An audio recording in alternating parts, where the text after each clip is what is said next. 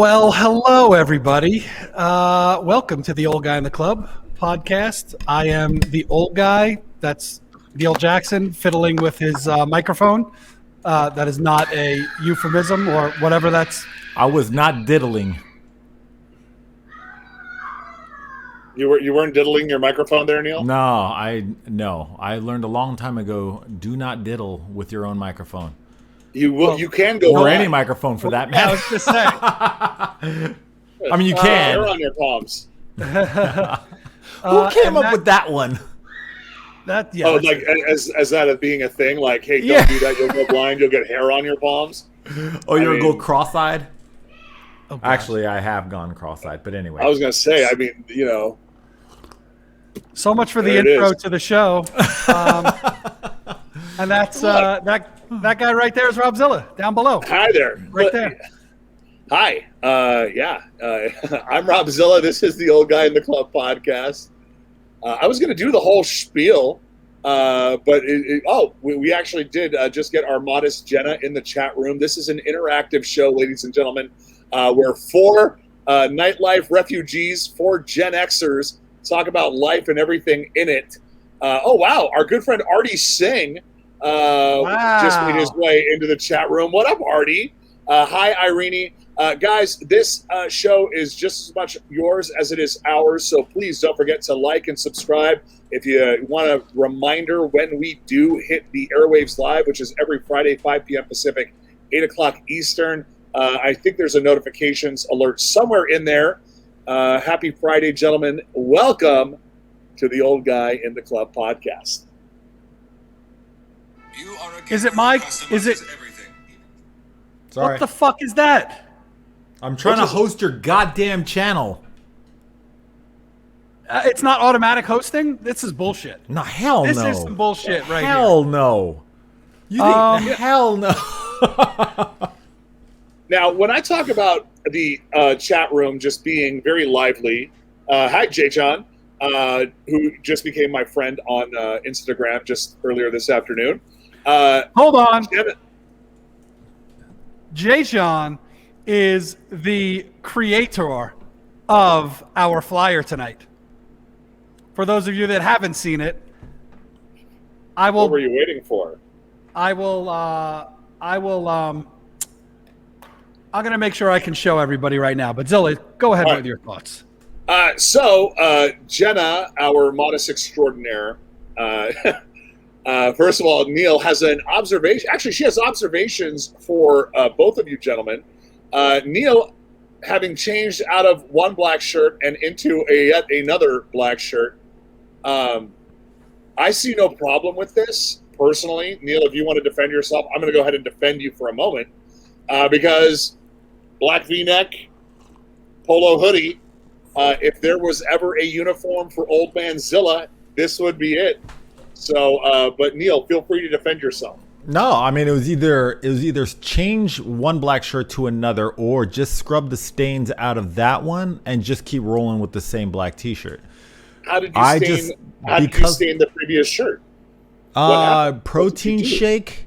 Is that what the kids are calling it now? And diddling with his microphone. Dealing with my microphone and drinking a protein shake. No, actually it's a collagen shake, but that's a whole nother story. Are you trying to keep? Yeah. Got to have a full head of hair. Here? Maybe we just, because listen, we know the saying is black don't crack, but Neil's only half black, so he But needs Asian some. don't raisin either. But Asian don't raisin. Damn it! I was trying to help out in this whole thing and figure out why you're doing collagen, like give you a reason to get in there with your, healthy, glowing skin and whatnot. But both of you guys just had to pull the rug out from underneath me. I was literally giving Neil an out. Not getting his man card pulled, but no. Man, this is my third stream today. I'm in it. People have been attacking me all day. No, there's no attacking. I was just making observations coming to your defense. Justin Zotz, our modest Jenna, is asking, what's your hat? I think I like it. Right off the bat, she came in back-to-back at 5:04 and then at 5:04 and then some. She came in with Neil's shirt comment, followed by your hat. Please explain for those in the audience. I mean, it's not a big story. It's just the hat from the golf club that I belong to, and I just happened to be wearing it. I forgot I even had it on. I try not to wear hats, but I mean, I have a couple times in the past. But I was comfy. I was busy all day, and here it is. So there's your Bushwood Country Club hat. Looks like the kind of hat you get a free bowl of soup with. But it looks good on you. Great. Thanks. Well, yes. Thank you, Jilly Bean. She mentioned, did Justin trim his facial hair? I did. I actually shaved today. I have good. I went down to like a little, this is more than a 5 o'clock shadow, but I was like Santa Claus coming into today. Now you're like 40-year-old Santa Claus. Yeah. Yeah, like, the Zaddy Claus. Whoa. Hold on. I mean, I don't know about that. Now, was that something that you did yourself, Justin? Was that a self-inflicted trim down, or did you find some professional help there in the desert that is Arizona? I actually did it myself, not for lack of trying to find someone else. Our good friend Matt Mira, his wife, is a stylist, so I tried to get an appointment with her this morning. But me being me, I never know till the last minute. So this was like a conversation I had last night at like 7 o'clock, and I'm like, "Hey, you got any room for me?" And it's right on a Friday morning. Between 10 and 10:05. Actually, between 10:30 and 11. I mean, if I would have known that you were trying to set up I would have DM'd her like, "Yo, don't do it. Don't do it." He's going to tell you what he wants, but that's not actually what he wants, or he may be communicating it to you wrong. Right. But either which way, the end result is going to be bad, and you will be talked about on the show tonight. No, because I know Shelly, and if I just said to her, "Hey, I don't really care what you do, just make it look nice," I'd trust her because I know her. And I don't believe that shit one bit. Zilla. I think that I think Zotz does have a red line when it comes to bitching, and I think that would be like if it didn't turn out right, which I have every confidence. If Shelly did any one of our, obviously I've got nothing to work with, but if she styled your hair, his hair, whatever, it would turn out fantastic. I actually follow her salon on Instagram. If you don't, Wander Gilbert at Wander Gilbert, I believe, is the handle. So if you're ever in Arizona and you need to look so fresh and so clean, that's where you need to go. By the way, Jenna Modest, thank you so much. She's also complimenting me in the chat room, saying I'm so clean looking. I tidied it up a little bit, made it look a little good. It was starting to get a little scraggly and scruffy. I think Jilly Bean nailed it. No, he's not going to. Jilly Bean in the chat room. No, you have to read it how it's written. No, he is. He's not going to tell her what he wants. She's going to want her to know what he should want. But see, you guys missed the point. If I knew what I wanted, I'd tell her. I honestly don't give a flying fuck. So just do what you got to do. I don't care. Make it look nice. But I think that's an arbitrary. That's an arbitrary metric. But if just play something fun. As a DJ, that's what I get. Yes, what the fuck is fun? Hey, what is DJ, fun? DJ, play something we can dance to. Yeah, exactly. Awesome. We're doing Hava Nagila all night, nonstop, because, if people are known to dance to it, you might not like to dance to it, but since you didn't give any specific instructions, that's the get down with the get down. Neil, I think you missed my comment earlier. You were playing that song towards the end of your stream. What's it called? La Chona? La Chona. And every single person in the history of the world, when that song comes on, they go like this. They go, yeah. I've never seen anybody not do that. I don't know about you guys, but every time I hear that song, I want to start a cartel. Damn. Okay. Zilla Escobar. Oh God. La Chona, you cannot be mad. And say You have a significant other and you guys are fighting. Throw La Chona on, everything will be all good. Even if you don't know what they're singing about, just the song sound alone, you're just like, yeah, exactly. Big Ed Smith in our Twitch chat, live on twitch.tv/White Label Agency, says Night at the Roxbury. And I would say La Chona is the, like, you know, what's the word I'm looking for? Like the norteño version of Night at the Roxbury. Of Night at the Roxbury. Even though they're actually, I think, probably cartel. You know, Irene Fiasco saying La Chona is my jam. It's such a fun song.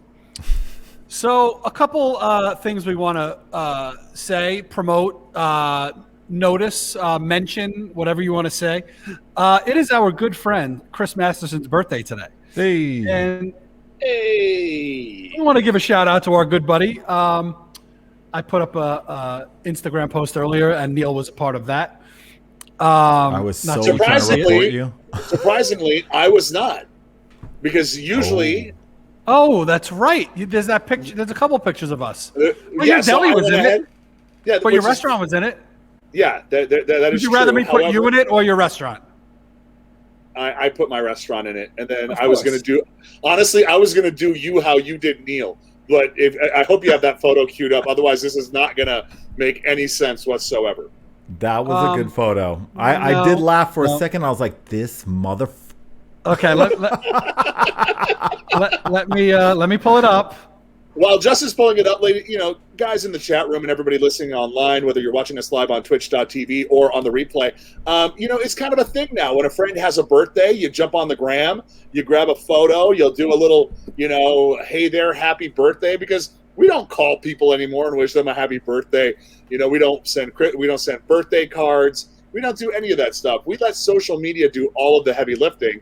So Justin Zotz, in his infinite wisdom, went into his relics of photographs and picked up some photos of himself or of our good friend Chris Masterson, along with our co-host and friend Neil Jackson.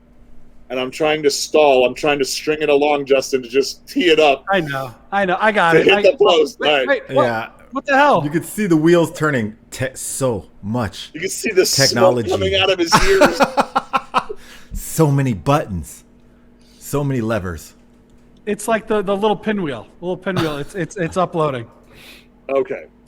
So the cover picture of my Instagram post was this picture here, and I just that was a picture of the three of us on a balcony in where were we?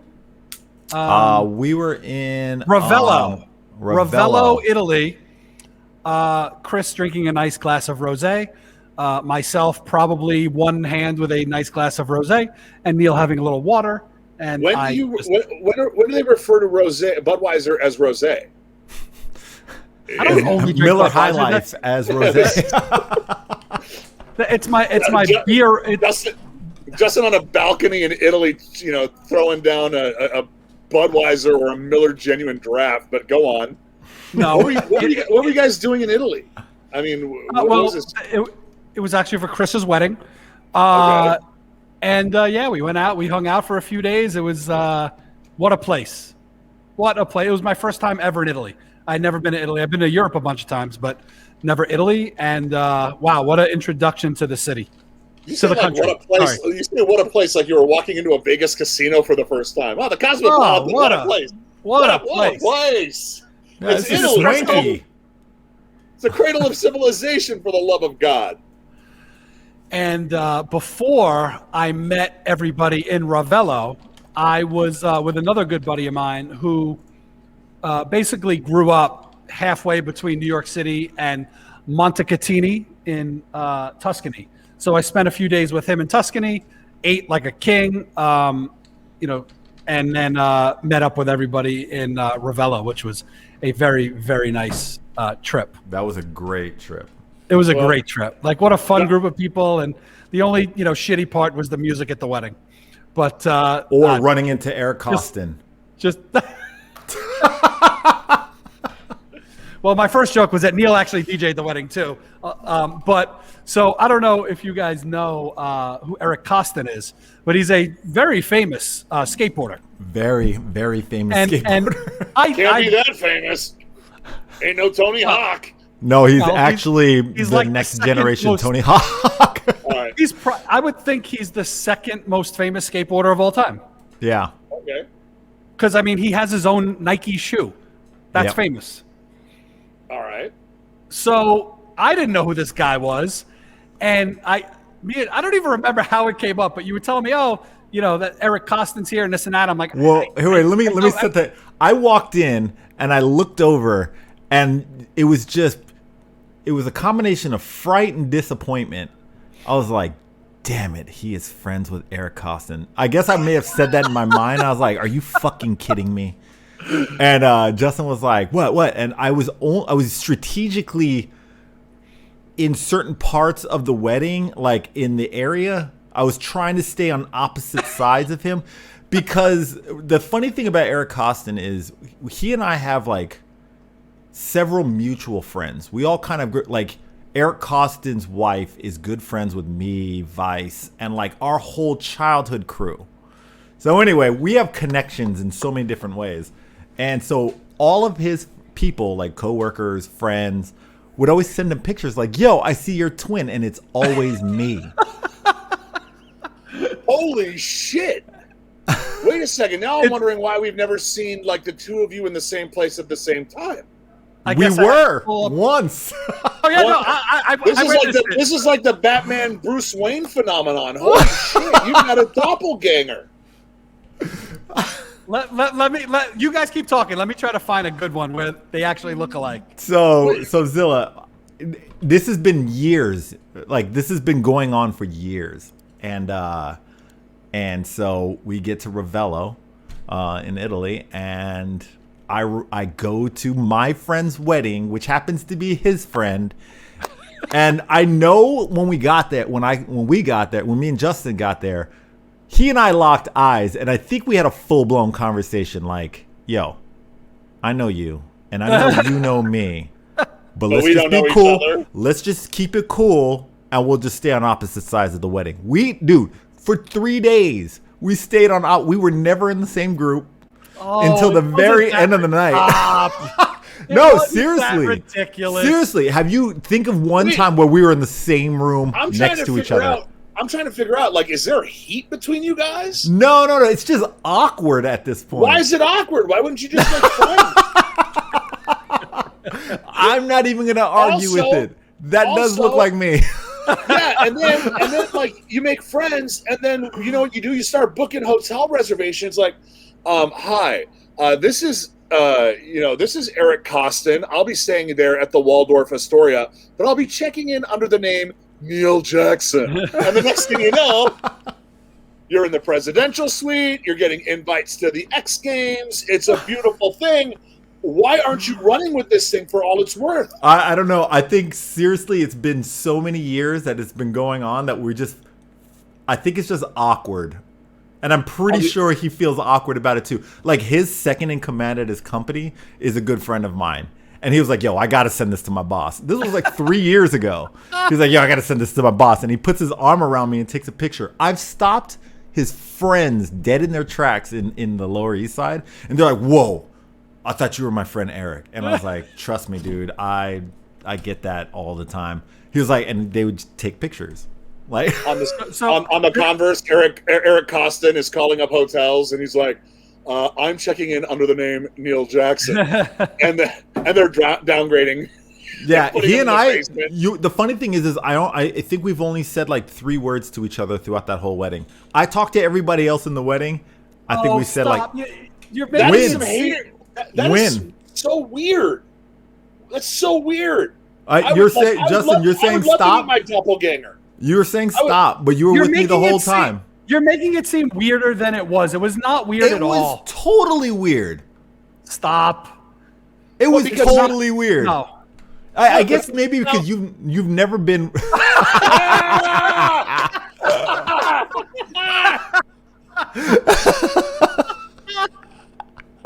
Oh, this is the best thing I've ever seen. This is good.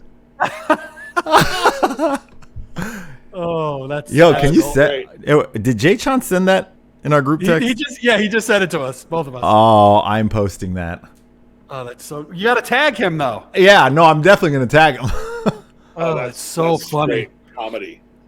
So so I mean, just to circle back and tie up this conversation, we went out to Italy for the wedding, and it's Chris's birthday today. I mean, what a fun wedding! Great people. I've known a lot of his family for a long time.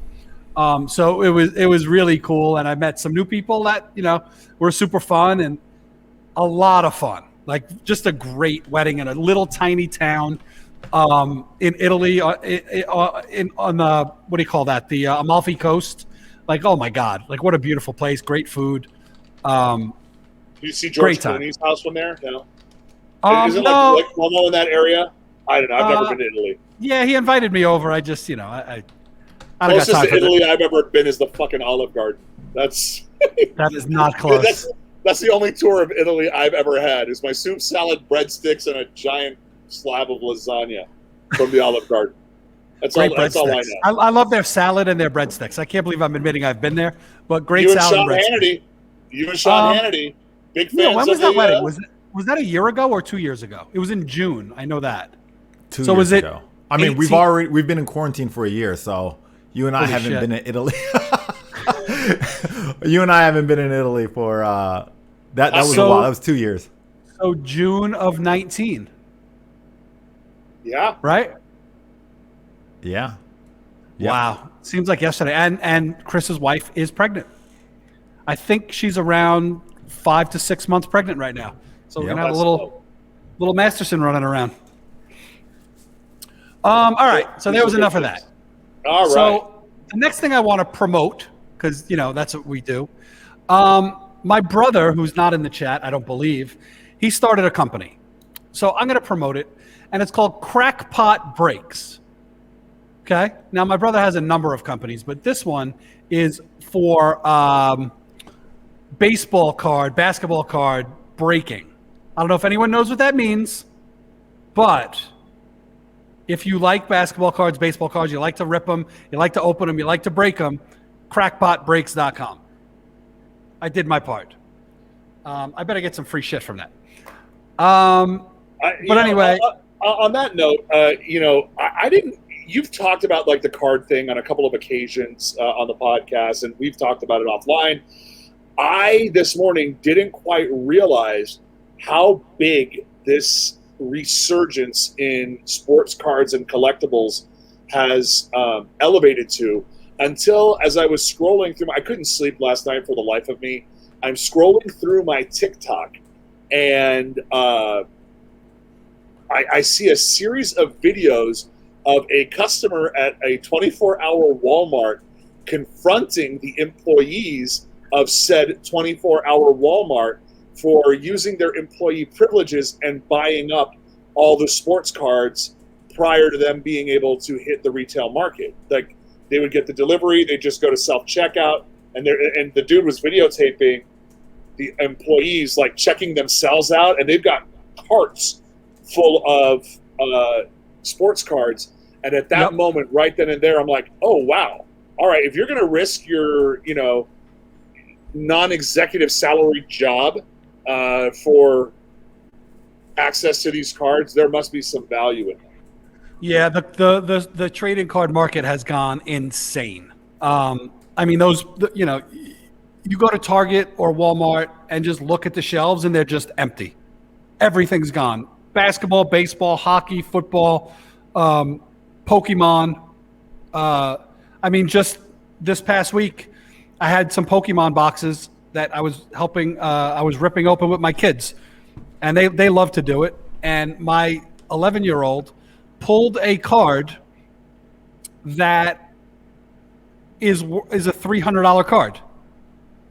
And if you send it into a grading company and it comes back as a quote unquote 10, which it's a rating scale of 1 to 10. If it's a 10, it's going to be a $700 to $1,000 card. Holy, and that's just moly. Yeah, and that there's thousands of cards way more valuable than that. I mean, there's cards worth. So the biggest sports card sale in the history of the world was last week, or earlier this week. I forget what it was. It was like in the last 2 weeks. Someone bought a Mickey Mantle 1952 for $5.2 million. Wow. Hey, wait. So for real? Rob Go that owns Dope. Yeah, he bought it for $5.2 million. Damn. I mean, as we're sitting here, literally, I didn't even plan this. I just got a notification from eBay that one of my cards sold. I just got an offer for $500 for one of my cards. Which card was it?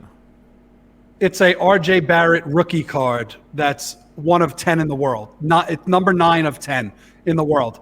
And $500 seems like a lot of money. They won't even get a counter offer for me. It's such a bad offer. Wow. They just get a decline. I'm in business, not in business. I'm partners with my brother and a couple other guys on certain cards. So this card is owned by 4 of us actually, and it's $1,000 card. This particular card's. All right. No. Legitimately, it's $1,000 card. Okay, and that's what you're looking to get for it. All right. Yes. How much do you think signed baseballs are? It depends who it is and what the condition is. Mickey Mantle, perfect. Probably a lot of money. Do you have one? Yeah, I met him 2 years before he died. No way. And I have a Hank Aaron signed baseball card. I mean, signed baseball. Wow. And I have a Willie Mays. Willie Mays and Hank Aaron both died in the last 2 months. And Hank Aaron was today. Yeah, I have Johnny Bench, Harlem Killebrew, Mickey Mantle, Willie Mays, Ernie Banks, and Neil, what are you doing, man? You got to send these in to get authenticated, and we can put a price on this shit. I don't know. It's sitting in Memphis. I am your agent still, right? my life agent. By the way, speaking of Hank Aaron, there is a move in professional sports to, smooth out some of the names of some of the sports teams that are considered offensive. If Atlanta ever wanted to make a move, the Atlanta Hammers, this is the time to do it. They should name the entire team after Hank Aaron and call it the Atlanta Hammers. And I think everybody would jump on board with it. There wouldn't be any controversy about it. They could ditch the Braves name. They could make everybody happy. This would be a good thing. Just an idea from your pal Zilla. Question. Shoot. What's the process of getting something authenticated? You send it to this company called PSA, and they grade it for you. Really? Make them the experts. I have no idea. I was a little kid. My uncle was like, we need to go to these baseball card shops. I mean, these baseball card shows. It was like the Disneyland convention center, and Mickey Mantle was there, and I would just go in, and I would, I paid $20 to get Mickey Mantle's autograph. So I'd walk up to the table and get my baseball signed by him, and they would just have a panel of all these people. I would just pick them, and I'm like, I want his. So. I mean, I'm looking at eBay right now. There are dozens of Mickey Mantle signed baseballs worth well over $1,000. Damn! I'm out of here. I'm getting out of the hole now. What pandemic? Our good friend Matt Mira in the chat room is saying, I have a DJ Vice signed on Julio bottle, empty. Any idea what the going rate is? It ain't gonna be cheap, bro. I'm saying hold on to that. Don't do that bottle like Justin did his Bitcoin. Yeah. Now, if it was a DJ Vice Patron bottle, that's some history right there. That's got some history. Did you know that the old DJ Vice Patron bottles, when you open the top, it just goes Patron time? Patron time. I also have to own the fact that I completely stole that line from my sister, who's in the chat room, talking about she said, don't sell of your trading cards, think of your Bitcoin. And I leveraged that into Matt's comments and made it my own. But Jen actually wrote that zinger for me. So thank you, Jen. Hey, Matt, in the chat. So Matt is the husband of the hairstylist that dodged a bullet by not having time for me today. Because as everyone else in the chat knows, I am apparently a bad salon customer, which I didn't even realize it. No, it's not limited to just salons. Yeah. Anything that takes an order, just know anybody who's ever had Justin and had to take an order from Justin, just know you got it wrong. No matter what it was. Haircut. French Speaking fries. of wrong, I went to the diner this morning that I have complained about on this show. It's Choppies? one of the places I love, but I complain about them. No, Broken Yoke, which is a San Diego place too. Yep. But there is one here in Arizona, and it's right by my son's school. So I went this morning, and I ordered my eggs over medium like I used to, like I normally do, and they actually came over medium. It was a perfect breakfast. I had nothing to complain about, other than the fact that the waitress... Other than the fact that should be a T-shirt for him. Other than the fact that the waitress, this is 7:15 in the morning. She's like one of these like super happy people in the morning, which I get it. That's her job. She's like, yelling across the restaurant, "Hey, Bill, nice to see you." And like all these, like every 75-year-old person in the place, she was friendly with and knew, like she was awesome. Like she was a great waitress. There's lots of meth in Arizona. No, she was like, she was okay. Matt and Shelly are in the chat, and they want to know. They got to know. Zilla, why don't you run down my issues with most everyone on the planet. Sure. In the service industry. So this all started when Justin made his way into one of the upscale salons along the lines of a Supercuts or a Fantastic Sam's. Because that's where Justin usually goes. Just leave the funny stuff to me. It's why I'm here. And Justin sits in a chair, and the stylist is like, "So what do you want?" And he's like, "I don't know, just make it look good." And she's like, "Well, do you want like a number 2, number 3? How do you want a little long on the top, short on the sides? I don't know, just make it look good." Fast forward to the end of the cut. Justin is absolutely just livid with the way that his hair turned out. Absolutely not. That is not what happened. Just make it look good. Just make it look good. Go ahead. Jump in. It's your story. Here's my thoughts when I go to a salon or like something I don't care about. It's important how you look, but my hair, look at this. Like there's nothing you can really do with it. Like I'm losing it. It's like I'm bald over here. Like there's not much I can do, right? So look, if I walk into a salon and there's a stylish person cutting my hair, who knows better what my hair is going to look like, me or that person? That person. So what do I do when I walk in? I say, "Hey, look, I don't really care. Like, just make it, clean it up, trim it. Just make it look nice. I don't care what you do." And then the woman peppered me with 10,000 questions about what to do. And she's like, "Well, what do you think about a number 3 on the side?" And I'm like, "I don't know what any of this means. Like, just here's a picture of me. Like, just make it look something like that." And then she kept asking me questions. And I was like, "I don't care, like, at all. Like, just please don't make me talk anymore." I didn't say all this, but that's what I'm thinking. So proceed. Listen, so just fast forward to today's show where we've decided that Justin cannot go to Wander for the sake of your guys' collective friendship. That's basically what we've all ascertained. That we all value your friendship. So we've actually, Neil and I are banning Justin from going to Wander because we like you, Matt, and we like you too, Shelly. So, so that's that. Because Justin will just ruin it for the rest of us. So long story short, a couple people were commenting on my beard, which I did shave today. I probably took literally 2 to 3 inches off it. Just crazy. Looks Feels good. weird. My Tommy, my son, goes, "It looks so different, Dad." I'm like, "Different good or different bad?" He's like, "Well," I was like, "Wait, what?" Even your preteen is talking shit. Yeah, but my 9-year-old thought I looked great. Well, there He's you like go. your beard hair and your chest hair don't meet anymore. Oh, stop! They never met. It is Timmy Zotz approved. Yes.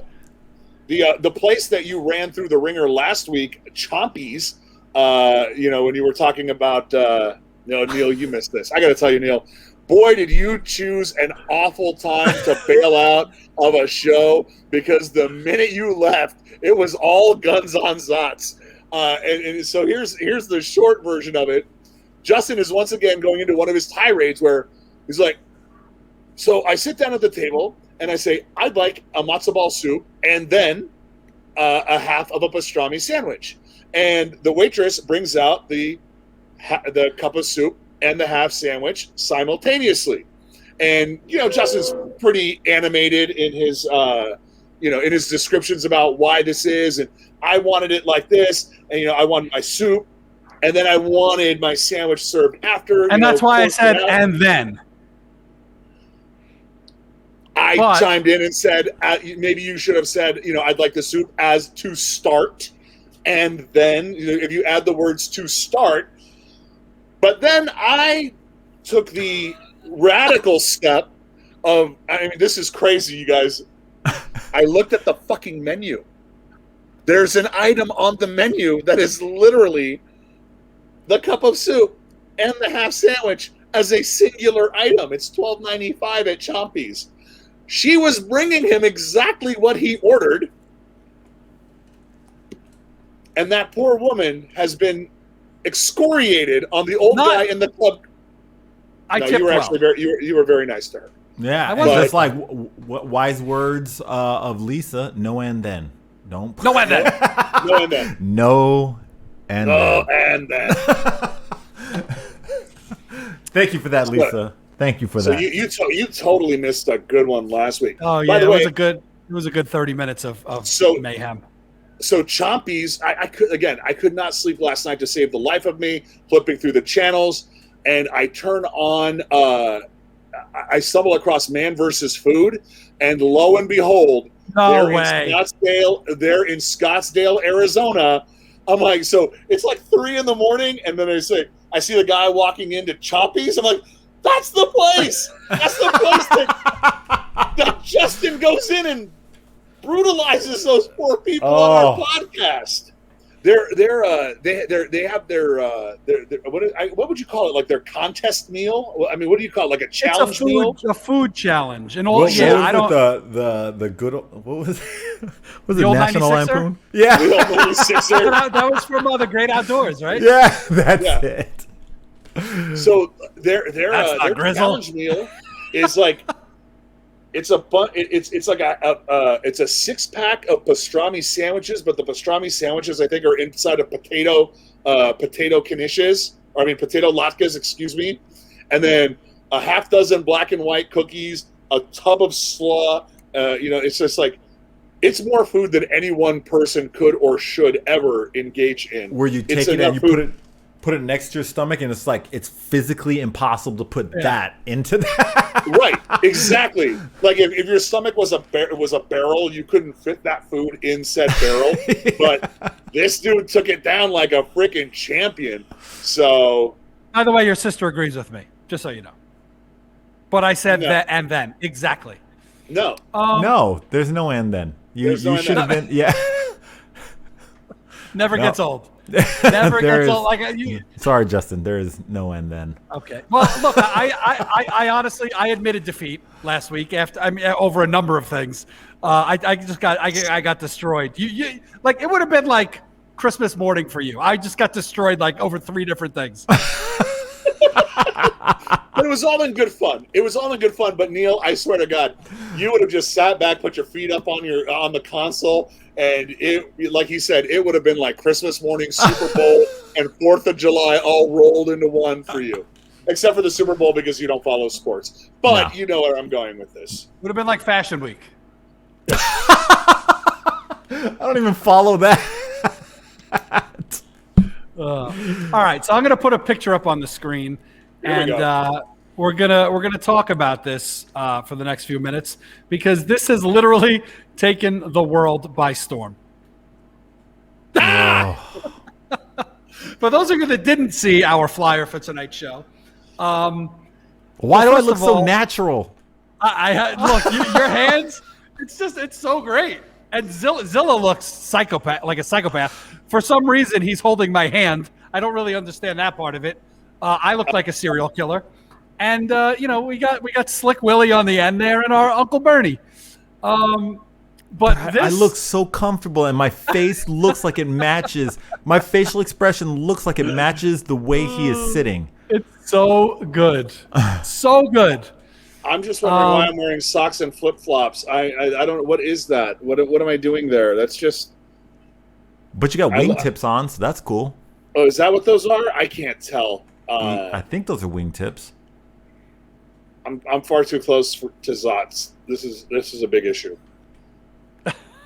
But and who dressed you, Neil? I mean, look at that. That's like a periwinkle blue tie with your orange and red striped shirt. Well, you look like a cop. You look like a cop on a 1980s show. First, honestly, I look like a detective. Yes, like you are. Sipowicz. First off, I'm very fashionable in there. I have a matching tie with socks for a pop color, but yet the shirt and pants do match my. I think I'm wearing wingtips.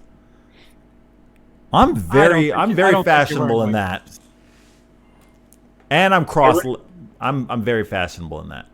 Irene Fiasco in the Twitch chat saying, Zilla, you were holding Justin's hand, telling him to stop yelling at the kids. Accurate. That's just accurate. Well, I believe, and I put a Facebook post up about this a little while ago. If this meme came out 6 months ago, we would right now be on the third day of President Sanders' presidency. What do you think about that? Wait, say that again? If this meme had come out 6 months ago, I believe Bernie Sanders would be the president of the United States right now. Hell no.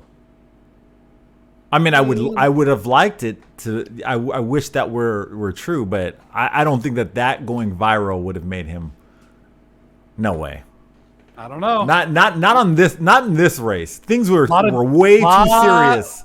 A lot of dumb people in this country. Things were way too serious. I like to put a little bit more trust in people.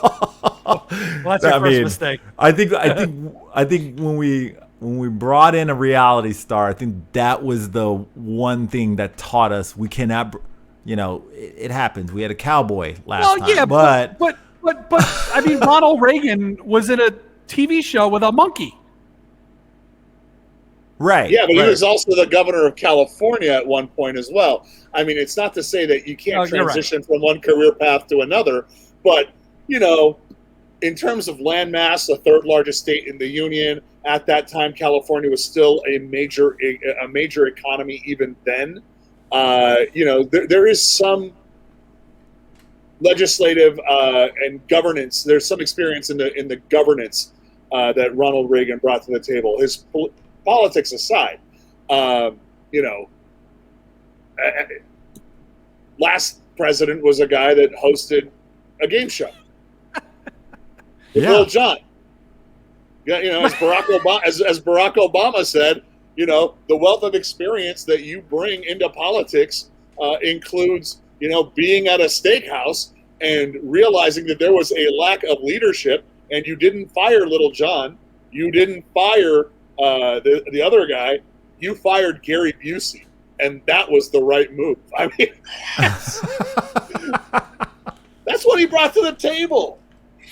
So that, flags and hats. By the way, where are all of our Biden hats and flags? Oh yeah, we don't do that because the only flag that we need is an American flag. That's the flag, people. Not the "don't tread on me" bullshit. None of that other nonsense. Stars and stripes. I'm not gonna lie. I've seen Biden flags out here in Arizona. Leading up to the election. No, like 2 days ago. Okay. Wow. And I also pulled in to get gas yesterday and saw a guy rocking the Confederate flag in the back of his pickup. And how did that make you feel? Do you think he was a Biden voter? I do not. Who do you think he voted for, Justin? Just curious. Well, no. If you had to guess randomly, I'm just curious. I'm making a separate point. This has nothing to do with. Well, I'm taking it off on a tangent, as this show is known to do. Yep. We don't go on tangents here. Oh, okay. But no, my first thought was, look at this fucking asshole. Obviously. Like, how is that okay? It's not. Right, it's not. But I don't know. Like, could you? I don't know the answer to this question. Could you ride around with a flag of a swastika on your truck?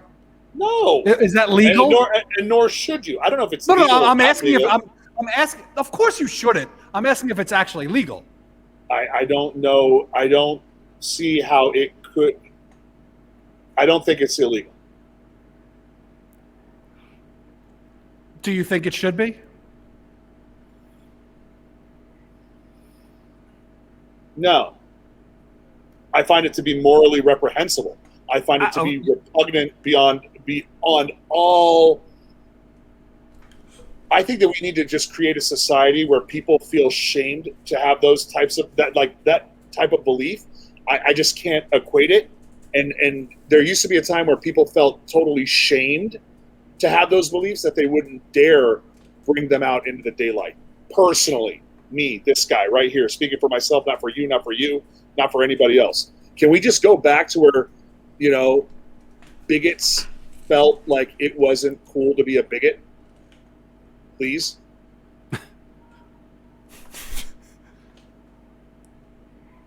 Okay. Lisa S. asks a very interesting question. How many people in here watch the Dukes of Hazzard never knowing what all of that symbolism meant, what all that ish meant? Legitimate question. Had no idea as a, clue. as a 10-year-old watching, the Dukes of Hazzard, that the stars and bars was actually the Confederate battle flag. Also, I wanted to slide across that fucking thing so many times. Who, Daisy? Hang out with Daisy Duke. And hang out with Daisy Dukes. Hang out with Daisy Dukes. No, Daisy Duke's killer. It's crazy how the S changes everything. Yeah. Bonus points. What was the name of the bar that they all hung out at in Hazard County, Georgia? What was it? I'm gonna remember this when you. The Hog's Breath. What does that mean? I didn't know that. That was the name of the bar. That was the name of the bar in Dukes of Hazzard. But what does that mean? But Boss Hog owned it. Oh. I thought that was like a term for something. Okay. Now, it's funny you bring that up. I mean, it's not funny you bring that up, but now that you've brought that up, what is the greatest bar in the history of television? The Regal Beagle. Yes! That is the correct answer. The Regal Beagle. Which one was that one? I remember the name. I just can't remember the show. Regal Beagle's the bar in Three's Company. Yeah, I would say Cheers with Big Ed Smith. Big Ed Smith said Cheers is the easy answer. I think that's the obvious one. I'm totally with Zilla. I will say that for once. Listen, the Cheers bar is a great group of people, but me being a Southern California boy, and the Regal Beagles there in Santa Monica, and you got Jack, Janet, and Chrissy in the next booth over, and all the shenanigans and hilarity that ensues there. If I had to look at Kirstie Alley's face for 5 minutes, I might want to, I just want to leave. Just annoying. But after 6 beers?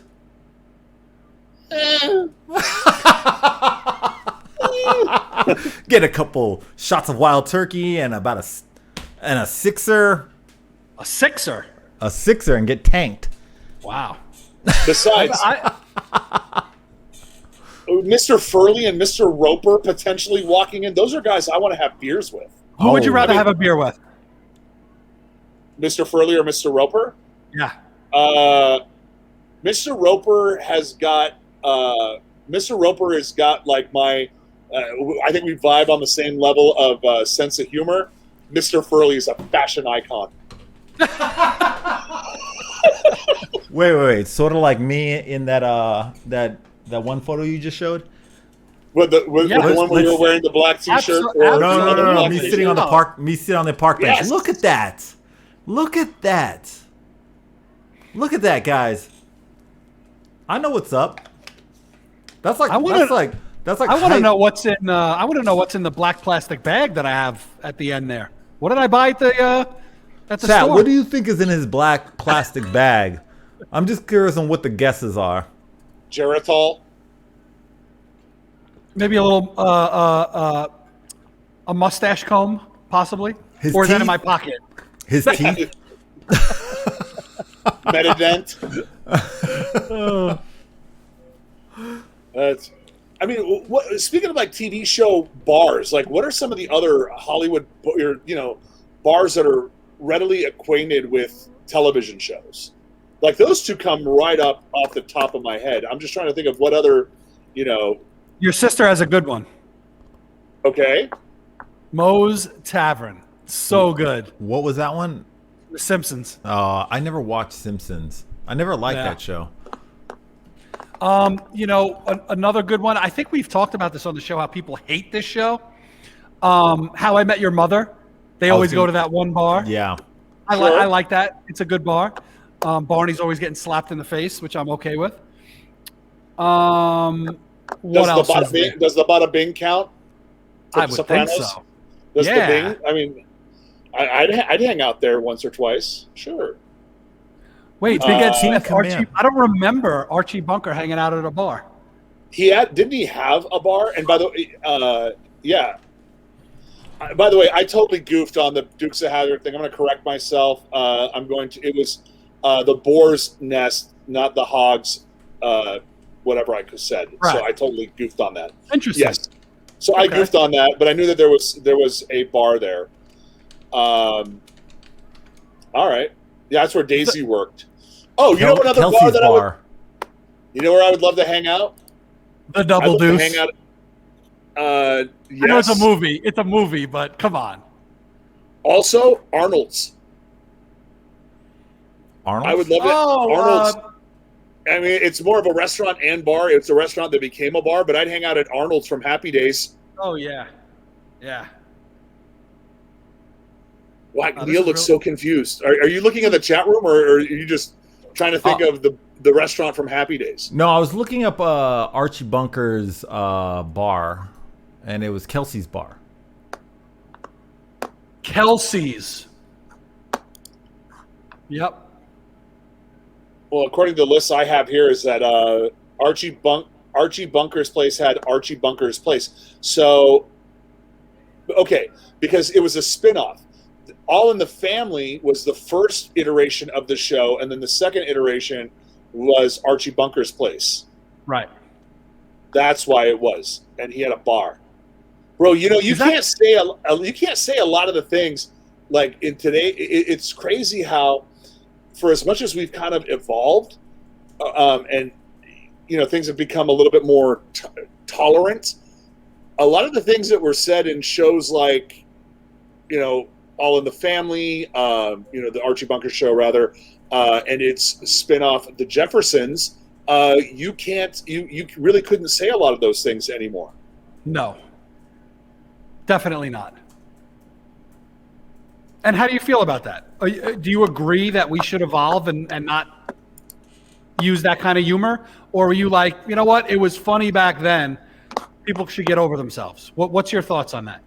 It's a little interesting because, like, I look back at, we were talking about Three's Company a little while ago, and the whole premise of the show that Jack had to, or like a show like Bosom Buddies, where that's how the world got introduced to Tom Hanks. Was it Laddie? No, Bosom Buddies. Oh no! I'm thinking of Perfect Stranger.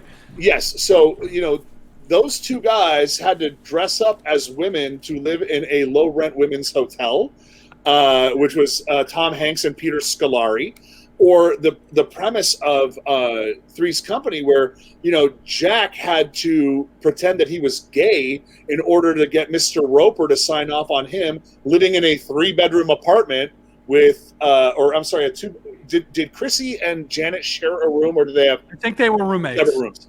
So they were roommates. But the point is, Jack had his own room. We would think nothing of that today. In a scant 20, 30 years, we wouldn't think anything of that type of a living arrangement. And this is what they made a show about. Can I just interrupt really quick to welcome everybody to the gun show?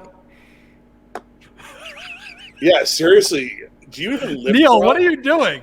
Why are your sleeves rolled up above your shoulder, showing off your guns? It's kind of hot in here.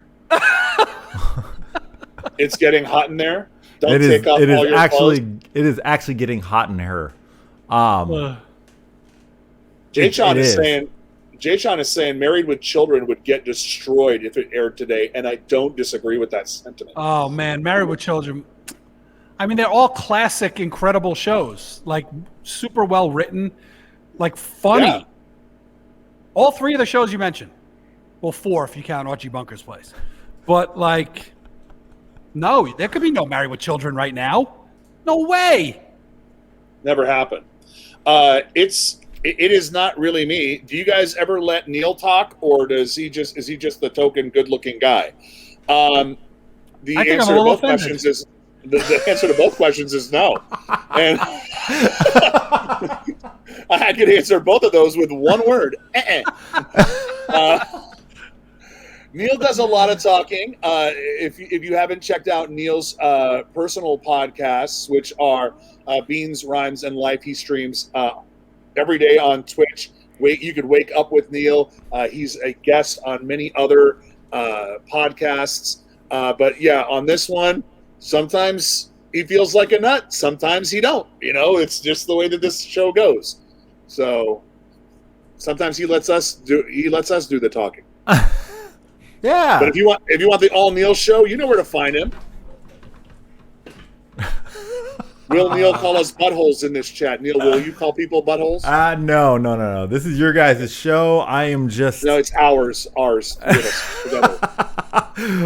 What Irene's talking about is at one point. Do you guys know what Dolphin Sisters are? No. Whoa. So okay, I was on a raid train and wait, what? Okay. So they're like all the DJs get together and we each do 1 hour and we raid each other. So we just that's like the term of it, raid train. So anyway, a couple of the women in my chat were like, "Hey, so and so, my dolphin sister." I'm like, "What the fuck?" Apparently, it's hairless.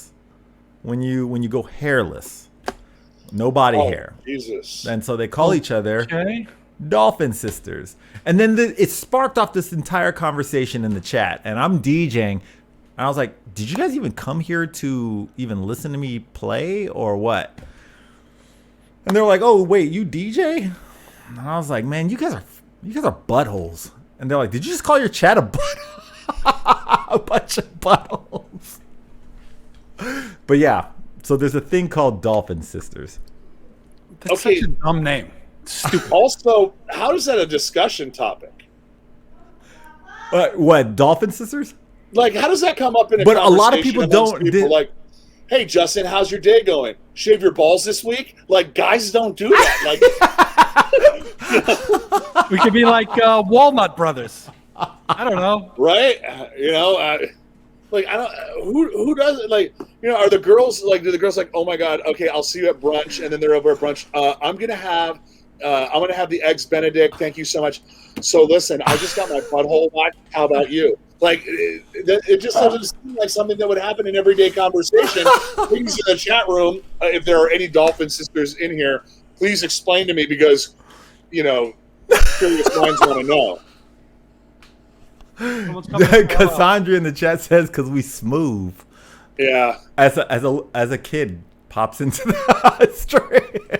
He can't hear anything you guys are talking about. I'll just have to sit and part of the conversation. It comes up pretty easily, especially if we're talking about being hairless. And then Cassandra saying, as in, are you a hairless Asian or not? It's specific to race? I didn't know that. My Middle Eastern ass can grow a 5 o'clock shadow by noon. So there are certain elements of society that are really, really good at growing hair. Here, there, and everywhere. Tim. Apparently, it is according to race. That's interesting. Really? I didn't know that. Well, or there's a genetic disposition, Irene's saying that she believes in the chat room that it all started talking about exfoliating and then it just kind of degraded from there. I don't know. Just like, Can we be Dolphin brothers? Oh, I guess I can. I can be. I just have to find my fellow dolphin brother that is Asian. Oh God. Like I don't really see myself picking up the phone like, hey Neil, how's your day? Listen, have you picked up the new Manscaped body groomer that's all over advertising on Instagram and Facebook? I could already see that phone call happening. Yeah, of course you can. Because my response is like, it would never happen. Bruh, completely clean. Wrong number. Click. I'm smooth. Big Ed Smith, apparently Big Ed, I misquoted the device. It's now the Manscaped 2.0. Shows you what I know. So there you have it. Why? And now that you're talking about it, you're going to see it all over Instagram on your ads.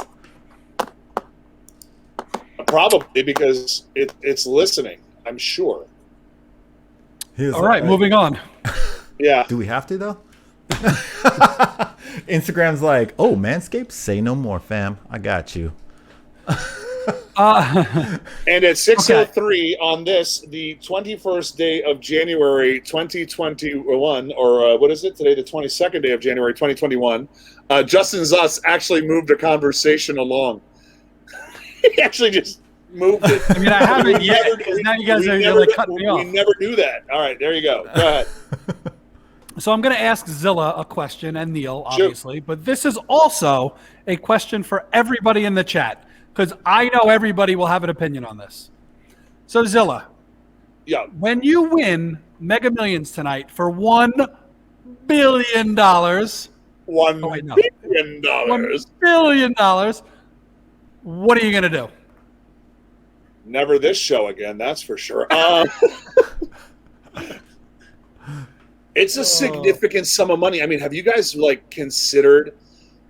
I would kind of dwell off into fantasy land about winning a $30 million jackpot and think that was life-changing FU money, but pulling down $1 billion with a B is some significant cash. I will tell. So has anyone heard from Kramer? Because the one winner of Powerball for $730 million lives in Maryland. So our friend of the show, Steve Kramer, who does mornings at a radio station in Baltimore, did not win the $750 million prize that was up for grabs earlier this week. I asked him, and I was pretty sure because he didn't win because he went to work the next day. I'm telling you right now, if I win, or let me put it out into the universe. I'm learning these techniques from my sister. You have to believe that it's already happened in order to manifest it. So all I have to do is just cash the ticket. So after I cash my ticket, gonna buy a nice little house that I'll never ever see and just basically hopscotch around. I want to see every. If I had a thing, it would be to see every country on the planet, visit all continents, see every country on the planet, just kind of immerse myself and give myself a little perspective on how the rest of the world is. That's me. What about you, Neil? I don't know. $1 billion. I don't know. I would do something completely ridiculous. I just don't know what it would be. It's like one of those spontaneous moves where it's like nobody in the right mind would do something like that, and I would just do it. I don't know. I have no idea. Put an auto wrap on the Empire State Building that's Neil Jackson's dick or something.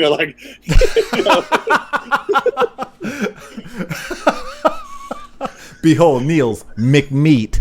And then have right? And it's the size of the entire Empire State Building there.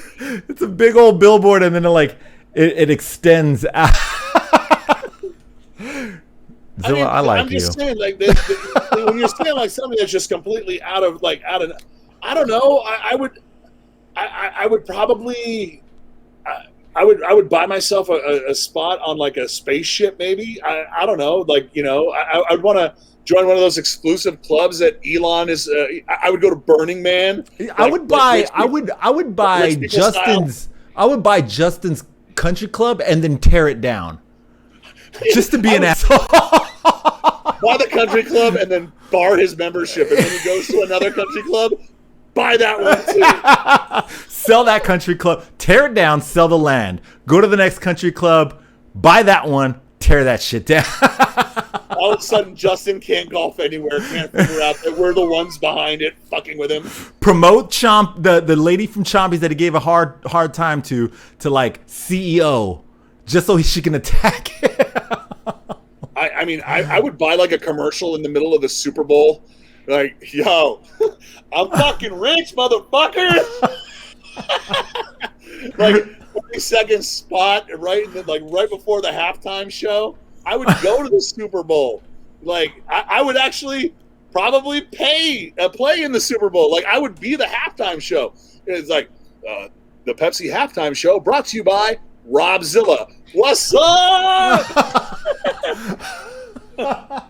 Greetings, y'all. Right? Just do something completely stupid. I would buy airtime for the halftime and just hang out with Bernie, with the cardboard cutout of Bernie Sanders. Or I would buy the airtime on a competing network and just talk shit about what's happening over there. Like, I'd have like the Super Bowl like in a little corner of the screen, and then just have like, yo. Yeah. I want to hit some of this shit I want to hit some of these comments in the chat room. My sister, who obviously loves me more than life herself, with my $1 billion, I would give Zilla 10 grand. Jilly Bean says, half immediately set aside for my kid, hire an attorney and an accountant, start a trust fund, get a new phone number. All very solid. Jay Sean saying, I would buy Dunkin' Donuts and set up my headquarters right next to Neil Jackson's home. So you would have a Dunkin' right next to you. Spite store. Jilly is saying, I would go silent for at least 30 days to figure out who I want to ghost out of my life. DJ Little Fever, if I won the lotto, I would open up a coffee shop. So after you got $1 billion, you'd still want to work, or are you doing the coffee shop just for fun, and then you could be like undercover billionaire? No, I would totally still work. I would work at like a fast food spot. I would work at places just to be a dick and then cause trouble. And then the minute like my manager tried to give me something, I'd be like, yo, I quit this bitch. And I would just like have somebody like videotaping it every time. And I would just have like my entire social media, like every TikTok video is me quitting some menial job. He's like, yo, fuck this shit. I'm out. Right. So here I am at McDonald's. I'm worth $1 billion, but I'm going to work the drive-thru. Yo, fuck you, Mr. Manager guy. I'm out. Claudia's saying, I'd buy every family member, including nieces and nephews, a home and a car, pay off all of their debt, give them money, then buy myself a beautiful home and 2 cars. I'd buy Neil his BRL headquarters and give my BRL friends $25K each. That's very generous. That is very generous. I want to be your friend. Let's see. Claudia's also saying Dodgers season tickets. Nikki Chips, when is the drawing? What time? I want to say that it is coming up. It's actually a little bit later tonight, or is it tomorrow? I can't buy tickets online, right? No, it's illegal. Damn it. Neil, if I win, I'll give you, $5 million. I'll Venmo you money right now. No, I don't want it. Honestly, that's the other thing. Like, for real though, all joking aside, I would do all the undercover shit, and then I would just look for people that would need. I'm sorry. This is, my sister and I are related. I would buy Chompies and fuck up Justin's order every day. Because you don't care about your Yelp reviews. I would buy Yelp and shut that motherfucker down. You couldn't buy Yelp with $1 billion. That's all right.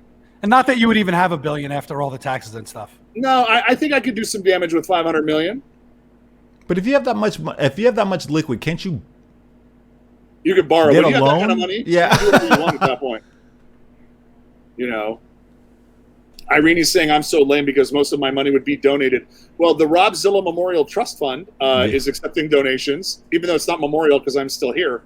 But still, feel free to send me whatever money, and I will put it to good use. The Human Fund. Yeah, a donation's been made in your name to the Human Fund.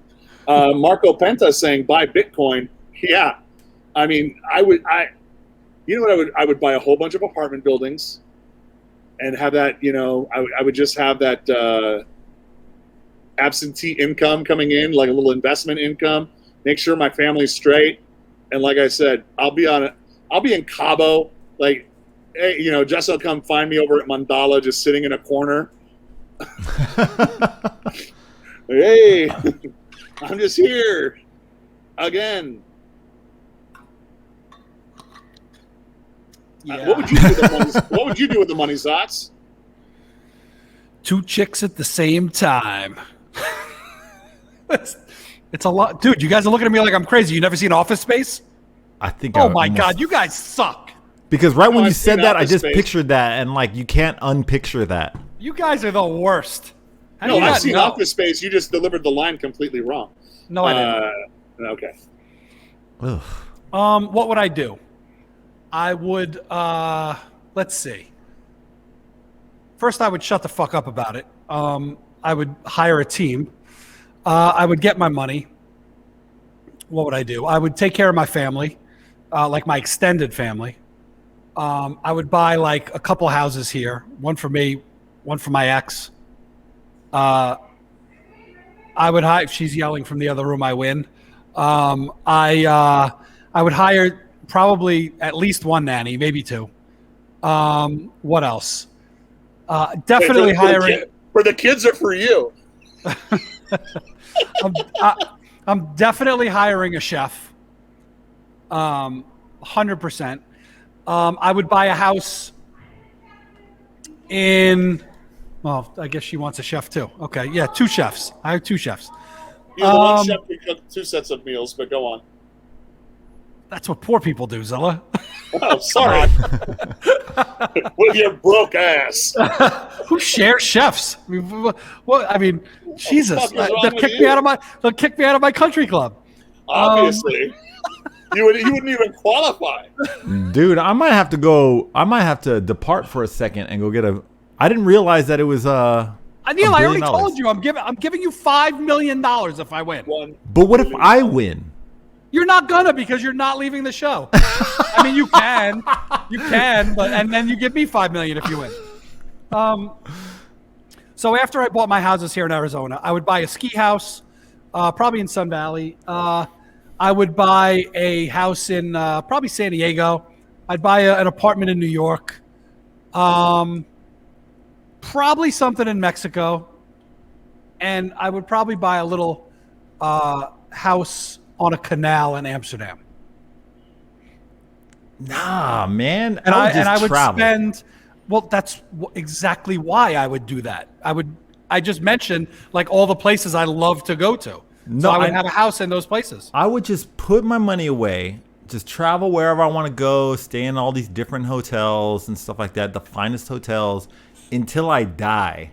Leave all the rest of the money for my kids and kids' kids and kids' kids. And I just want to just make decisions and do. I want to do things just by thinking, okay, I want to go to Italy. I'm out. I'm going to go. Well, yeah, I would still do that. But I mean, you realize after everything I just bought with this fictitious money, let's say after the lump sum and taxes, you're getting like what, $350, something like that. After buying everything I just talked about, I'd still have like $250 million to leave to whoever I left it to. Yeah. So I promise. I I promised my good friend Sheldon Chang. Like, we would travel the globe. He's one of the good guys. Good old Sheldon. You know him, Justin. Oh yeah. That I would do a lot of traveling, but I would be in search of my 26-year-old future ex-wife. That's what I would do. 26. Okay. Zilla, if I win, you get $5 million too. So just both of you guys get $5 million. Thank you. If I win, each of you guys gets $5. You get a $50 Starbucks gift card, except for you, Neil. Free food at Crossroads. Yes, you all get lunch on me. You get Crossroads black cards where you get to eat at the deli for free for life. Yeah. You know what? In all seriousness, I would find people's passion projects, people that I actually care about. Like, I would find a way to, if I had that money, I would work with Neil to try and scale BRL. I would work with you to try and scale white label. That's where I would pick and choose the people. Hold up a second. Oh wait, yeah, no, you're right. I thought if I won. No, yeah, but if you won, I couldn't retire. Sorry, I just totally lost my train of thought. But you win. Yeah, you're not working anymore. Oh yeah, no. Sorry, Neil. I would quit in 1 second. All you guys. But I would understand. There are certain decisions that other people make for themselves, and I'm like, I get that. I would go down, and this is no bullshit. I would go buy like a like a 12-unit apartment building in an emerging neighborhood, and turn that into transitional housing for like single moms with kids that need a place to stay, so that they're not living in a car. I find underserved schools completely like, all of a sudden like this little league needs like every before COVID, you'd always hear those stories about, this little league got their storage locker broken into and all the kids' equipment got stolen, the pitching machine and the bats and the helmets. I'd be that guy that would just quietly write the check for everybody. Here you go. I got you. Like that's what I would do with that money. I would be like Santa, but much better looking.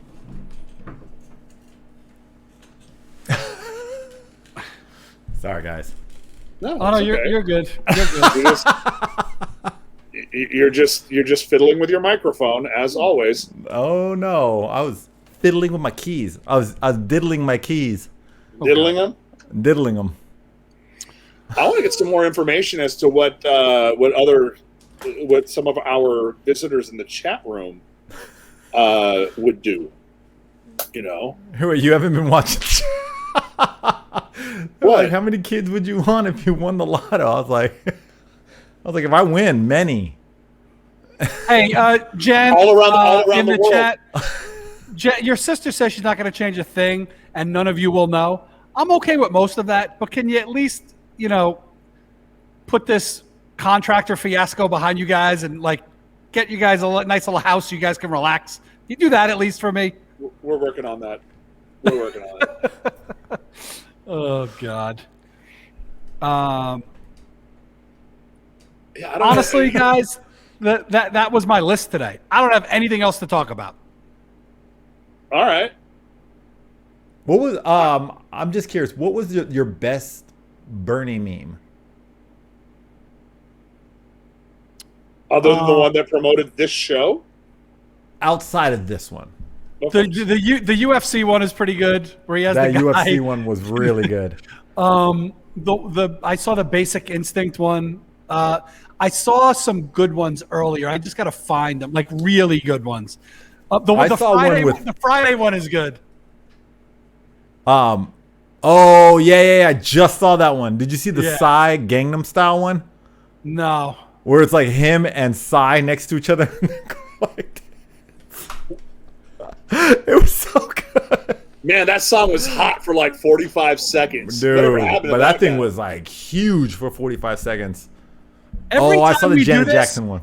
Every time we do this and I start to go look for something, the thing that you can't get away from for the last 2 days, now I can't find a single Bernie meme. It's unbelievable. Bernie must have put a hit on it. Because Zuck is listening. So some of the memes that people in the chat room are enjoying. Marco Penta said the Janet Jackson one, the Rolling Stone cover with the mittens over the boobies. Yeah. That was a good one. Nikki Chips is saying the Demi Moore ghost one was good. I saw that. My sister said, I sent you the best one. Let me go take a look. Gangnam Sanders had me crying. Let me see what Jen sent. Oh, you know which one I really liked, and not everyone will get this? Did you see the dude with sign? Oh, yeah, I saw that one. It was so good. That one, he was holding him up by his chair. Yo, did you see the one where the riot at the White House, the guy that was walking away with the podium? Yes. They had that one with it. I saw it once, and I never saw it again, but I almost died when I saw it. Oh God! The one my sister sent me, I just sent to both of you guys. You can observe at your own discretion. I will. Oh God. Okay. All right. I guess we know. Wait, I have a feeling I know what it is because I think I'm in this group text. Oh, I haven't seen this one. This is. Can I show it? I'm putting it up right now. Ladies and gentlemen, if you have, there it is. Hey there. No, hey, wait, hold on. I'm sending you one right now. Oh God. So this is from my other group text, and then this is with Oscar and then the Gentleman's Crew. Oh, it's so good. Oh, no, this one's better. Good Lord. Stop it. No, I can't. I'm not going to show No, that. you could totally show that. Okay. Chat, Nice knowing you guys. Chat, get ready. 6:22 on the 22nd when the show went completely off the rails. This is how you get kicked off Twitch, everybody. Thank you, Neil Jackson. I'm sorry, Neil Jackson. So good. The I voted sticker makes Yeah, no. I can't unsee that. Like I'm closing my eyes on purpose because it's just like I don't want to look at that. Yeah. So Bernie, somebody J-Tom said that Bernie's actually cashing in on the meme and is selling sweatshirts with the money going to Meals on Wheels. Good job, Uncle that's Bernie. dope. I'm just happy that he didn't become president, because when I win that $1 billion tonight, he can't take like all of it. Well, that was my Bernie joke for the day. Boom, boom, psh. Guys, you know what time of year? Because like the election's behind us. It is a brand new year. There's a sense of optimism in the air for some. But you know what else time of year it is that many people look forward to? It's Girl Scout cookie season. Oh yeah, I ordered mine. You did? Okay, so shipped. Okay, so I've got a question. So you obviously partake in the Girl Scout cookies. Neil, how about you? Yes, I do. I'm just trying. I'm hoping to God I don't run into that. Okay. I ordered some from my niece. Okay. Do we have flavors that we prefer? Like what did you order? What does a Zot's Girl Scout cookie order look like?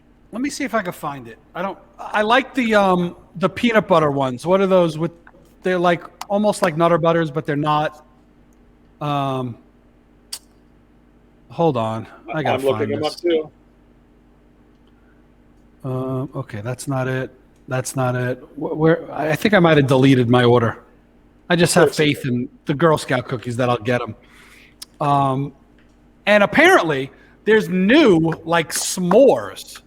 Is this like a new thing? Well, so there's in different regions they have different s'mores, and there is a new flavor for 2021. Do you want me to break it down for you guys? Yeah. By the way, the peanut butter ones that you were all about are those are called Do-si-dos. I love them. Do-si-dos are the best. Because I love a good Nutter Butter. Yeah. So this Nutter year Butter is incredible. The new flavor for 2021, available in select markets now, is called the Toastier. From the Girl Scouts website, each delightful toast-shaped cookie is full of French toast flavor and flair and stamped with the Girl Scouts' trusted signature trefoil top. So it's got the sugar cookie top, or the shortbread cookie top, rather. Every package you purchase helps girls gain the skills, blah, blah, blah. I need to learn about blah, blah, blah. That's all nonsense. Sell me the cookies and get on your way. I like trefoils too. I do for sure. Okay, I'm a shortbread cookie kind of guy. The caramel delights in some areas are also known as Samoas in others. That is. I mean, honestly, there isn't one that I dislike. But I hate them. What's the coconut? There's like a coconut one, right? That's the Samoa. Hate them. What? Really? I don't like coconut, but I love those things. Nope. I like the lemon. The lemon ones are delicious too. So they have two versions of that. They have the lemon shortbread, which is the lemon ups, and then they have the lemonades, which has the cream filling on the inside. No, I like just the regular lemon. And then the two different versions of the Girl Scout s'mores. One is like a cookie that's got the s'mores interior, so it's got the chocolate and marshmallow on the inside. The other one is like a square, and it's got the chocolate coating It depends. Somebody had mentioned it. Jilly Bean said there's two different kinds depending on the bakery, and I guess the bakery services the region that you live in. It also says the lemonades with the icing on it are good. Gabriel Swin, our good friend, and I quote, "Zots hate something? No, impossible." I don't know if you could. I tried to emulate his sarcasm, but I don't know if I did a really good job with that. So, Jilly Bean is also saying, you are off the Mega Millions friend list. Yeah, no billions of dollars for you. Where did I miss it? Oh, Jilly Bean is saying the s'mores sandwich is gross. However, the chocolate-covered s'mores is yum. All caps, yum. I think I got the chocolate covered. I think. Okay. Somebody needs to put a link up. You know, if anybody's selling cookies, throw a link up there. I would throw up my nieces, but I'm sure there's someone in the chat that has a daughter or something that's probably doing it. So I don't want to hijack this. I guess with the pandemic and everything now, it's got to be kind of hard for these kids. You know, I used to go to like my local grocery store, the Vons up the street here, and they would have two different Girl Scout troops. The store has, you know, different two doors, you know, and they'd have one troop at one door and another troop at the other. And you'd think that you were walking into a scene from Colors. Like it was just one gang versus the other gang. And they're like, yo, like Bloods and Crips. Like, you want to buy some cookies? Yo, homie, you want to buy some cookies? And now these kids have to just like worry about selling their cookies online, selling their cookies through social media, or through this shitty podcast. Like they have so many different ways. They have to reinvent themselves. But now what's crazy is when I used to sell World's Finest Chocolate, that's what I had to sell. Oh my God. I would have to stand in front of a supermarket and sell it person to person. These kids got it made. Between their social media, their parents' social media, you know, Facebook, Instagram, Snapchat, and shipping. TikTok. You could ship it places. Yeah. We used to have to actually sell it. If I hear a kid complain, I'm going to freak the fuck out. I mean, at this point, the Girl Scouts you should smack a kid, Neil. The Girl Scouts are grooming kids. The Girl Scouts are grooming girls to be like social media influencers. Enter my promo code for 10% off. Like, you know, the next thing you know, they're going to be selling slimming tea. I mean, you know, but you know, here's my promo code. Skinny girl tea. You know, like I learned before I became a Bang energy drink rep. I was selling Girl Scout cookies. Like, I don't know. I miss the good old days before the pandemic, where you know the Boy Scouts would sell their popcorn in front of the local places. Girl Scouts would sell their stuff in front of the local places. You know, you would see the kids hustle. You'd see them smile. They get excited when you buy. You're like, yeah, I'll buy a box, or you'll buy 10 boxes, and you feel like you're helping somebody reach a goal. This whole thing kind of takes away from it. Personal opinion. All right, thanks for chiming in, assholes. Oh no, I was reading Swin's chat because he put a link. He put a link in the chat. It's my good friend's daughter's. I'm not saying to use it, but I'm also saying that you shouldn't use it. All right. Thank you, Mr. Swin. Yeah, now you got Mr. Swin peddling other people's kids' cookies by dropping links in chats. Once a host, always a host. Right?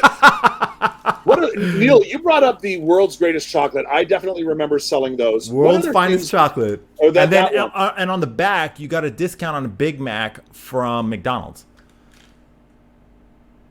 If you submit the wrapper, and every so often the restaurant would change, the fast food spot would change, but it's usually McDonald's. Okay. You would get like $1 off a Big Mac. What other things, and this goes for the folks in the chat room too, what other things growing up, because we're all a little bit older in here, what other things did you have to sell and for what, right? Like, I remember we sold chocolate for baseball. We sold magazines subscriptions for school. Yeah, I saw Hannah Girl put that in the chat. I don't remember that one. I remember holiday, what did they call it? I want to say they were stamps, but they weren't. Do you remember that? Yeah, like I went to Catholic school, so we did I. would go around and we would sell like the Christmas stamps. Oh, yeah. I would do the stamps, but I don't remember the subscriptions, the magazine subscriptions. We're getting some answers. We're getting some answers in the chat room. So my Hannah girl, also known as my little sister Jennifer, magazine subscriptions and wreaths. Jilly Bean saying we sell poinsettias during the holidays for my kids' dance competition team. Claudia is saying I had to sell chocolate bars, wrapping paper, popcorn, all for my kids' school. Jen is back with jogathon laps. Yeah, like, yeah. Hi, would you like to sponsor me in my jogathon? Now imagine, little, not so little fat Zilla. I'm guessing I got a lot of sponsors because people thought I wasn't going to go far in terms of those laps jogging. I mean, honestly, like if 4 kids came to my door, if like it was my brother, my sister, and me, you know who I'm sponsoring? Me. Because I'm thinking I'm off the hook if I'm sponsoring the fat kid. I'm going to sponsor myself because Zilla's fat ass ain't doing more than like a lap and a half. I'm in it for $6, end of the day. It's funny now that you're saying jogathon. I remember my sister had jump rope, a jump rope-a-thon. I think my sister did that too. My sister was part of a jump rope team when we were growing up. Oh no, we were elementary, junior high, and like we just had that, just as a fundraiser. Zotz, what are you eating, and why didn't you bring enough for the class? Oh, I'm going to tell you exactly what you were eating. I am so hungry. That was a beef jerky. That reminds me. I'll be right back. All right. I had to get a little protein, a little beef jerky. Beef jerky happens to be my favorite road trip snack.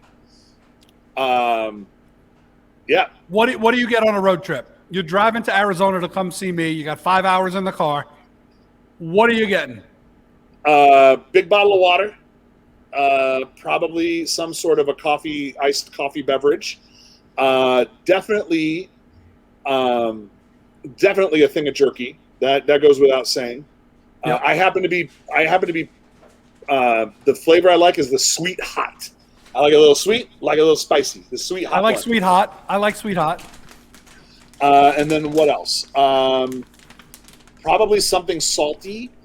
So, like a tube of Pringles will probably fit the bill there. Neil, I know you stepped away. So the question Justin asked is, I'm doing a 5-hour road trip from San Diego to Arizona to come visit him. What am I stocking, in my car? And I said, so far, a coffee type beverage, a big bottle of water, a tube of Pringles, a big bag of sweet hot beef jerky. That would probably be like, I'm very simple when it comes to snacks. I'm actually, I think a little more simpler than that. Actually, I am a trail mix with dried fruit and chocolate within it, like that mix. Lot of water with the M&Ms in it. Yeah, or if you want to up the ante, get the peanut butter chips in there. Oh yeah. All right, I'm down. Mm-hmm. That's when you're in the high end gas stations. Maybe something of a Hostess pastry, if you will. A lot of water. I'm like a big water guy. Maybe if I want to get like too crazy, I might get a Coke in a can, maybe even 2. Peanut butter Twix. Actually, no. Regular Twix. Yeah. Regular Twix. I think that's it. I'm like really simple. Like whenever I would have to like go, Justin, like to Philly or AC, those are usually like my road trip snacks. Yeah, but that's only 2 to 3 hours. Like you can even not get a snack for something that small. I can do two stops for trail mix. Right. I mean, I'm usually pulling off on the side of the road. Like I'm finding like little places. Like whenever I would do that, like I've done that run to Atlantic City through Philadelphia before, and that little 2-hour drive to AC and go grab a sandwich at one of the sandwich spots that's halfway along the way, or on the rest stops and such. I like to be a little adventurous and explorative in my snacking. Sure, but we do have. Sure, go ahead. But I would probably take this. Did you steal that from Justin? He did not, Zilla. No. Oh, what the fuck is happening? No. But we are eating two different things. That looks damn good. Oh, you know what, Neil? You actually hit it. I'm a kettle corn fanatic. I love kettle corn. So if I'm road tripping and there's kettle corn at the gas station, I'm on it. Man, Werther's popcorn is insane. So High T, one of my friends in Twitch, she bought me 2 bags. One bag didn't last more than an hour. Like, I just ate a couple, and then it just became a couple more, and then I just like destroyed the bag. You can't stop when it's like caramel popcorn, whatever you call it, kettle corn. Yeah, dude, but this Werther's tastes exactly like Werther's drizzled on popcorn. I'm not mad at that. Like, I always said that Werther's would be good if it was chewy, and I think you guys, and you guys found it. But then somebody was like, "Bam!" hit me with that. I was like, "Oh my god, oh my god." OMG. No. I would never do that. That's absurd. I'll tell you what I don't want when I'm road tripping. I don't want sours. I don't want I don't want like sour gummies. I don't want any of that shit. You know, and I don't want like anything super spicy when I'm driving either. I don't mind spice. I don't want flaming hot Cheetos like all over me in the car. You know, and I got Cheeto dust all over me while I'm driving, and next thing everybody knows what my ATM PIN code is because they can see my orange fingers like when I pull over the side of the road. Like, fuck that. That's funny. Well, since no one asked, or your PIN code for your phone. Right? Yeah. Oh, all right. Well, it's one of 4 combinations. All right, Justin, you're up. Since asked, I'll tell you what I do. I'm very similar to you guys. Definitely a big water, at least one.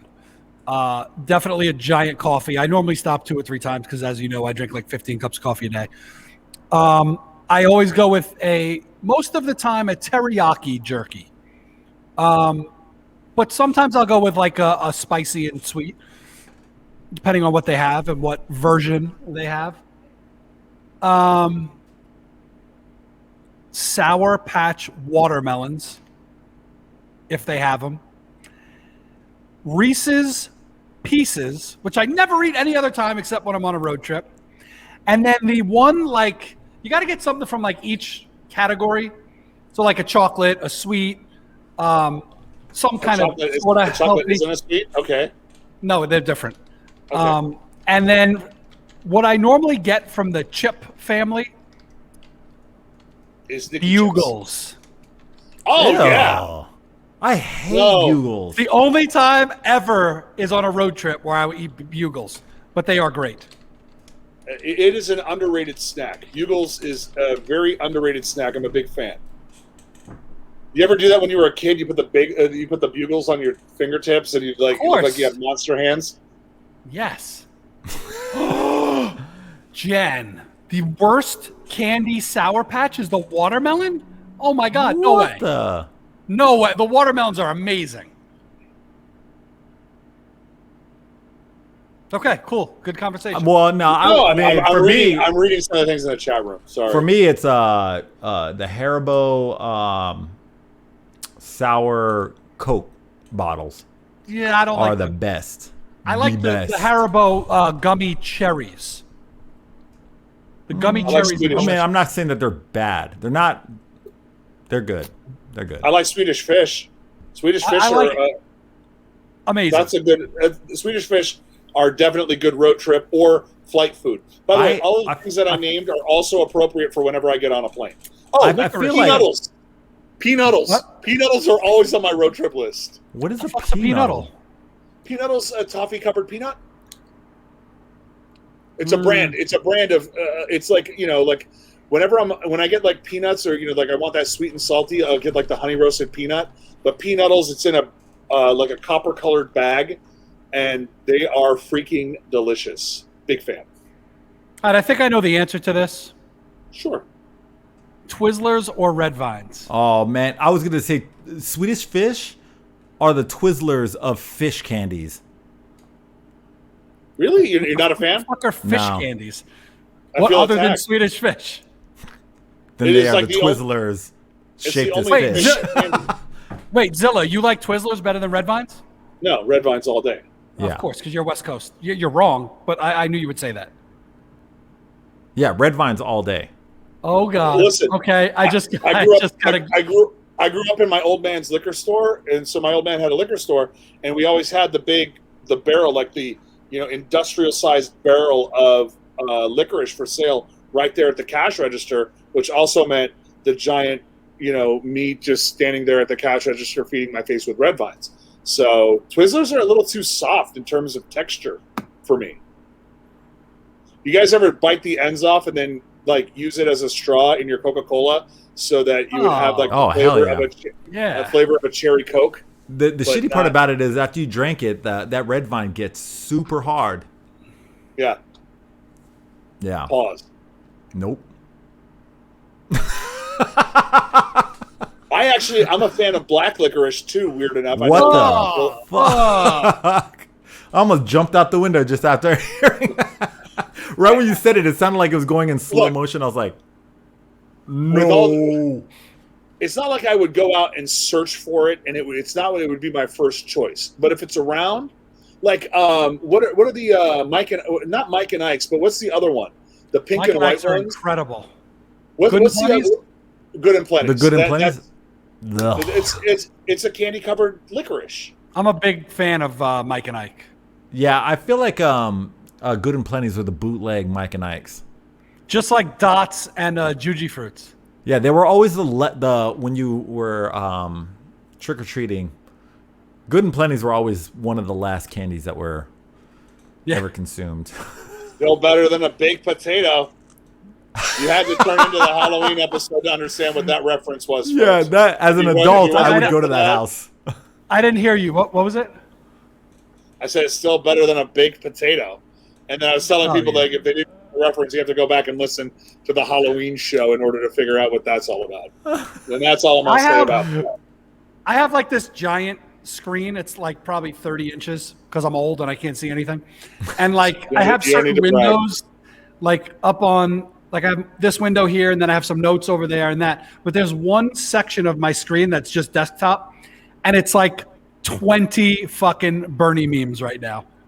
Like I've just been dragging them down to the desktop so I can get them into the software to put them up. So as we tend to do around this time, I'm getting hungry. I know you guys are getting hungry, so we're going to probably end this. But we have a couple memes to end on. Okay. One, Neil, who sent this to us? Irene Fiasco.